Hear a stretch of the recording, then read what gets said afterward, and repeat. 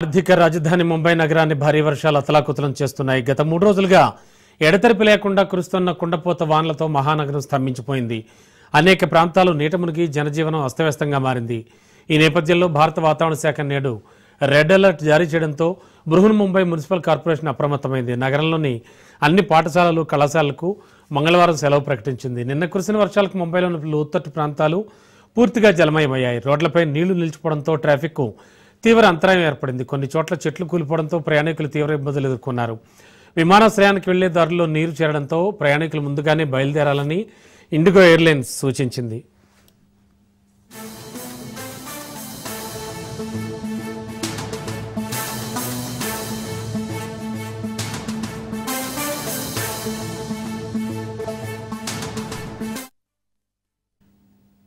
వర్షాల కారణంగా రాష్ట్ర వ్యాప్తంగా ఇప్పటివరకు 7 మరణించినట్లు ముఖ్యమంత్రి దేవేంద్ర ఫడ్నవీస్ కార్యాలయం ఒక ప్రకటనలో తెలిపింది. ముంబైలో జరిగిన వేర్వేరు విషాద ఘటనలు తీవ్ర ఆవేదనకు గురిచేశాయి.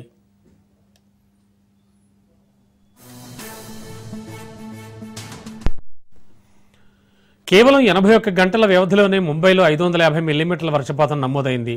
ఇది దాదాపు ఆగస్టు నెల సగటు వర్షపాతంతో సమానం కావడం గమనార్హం.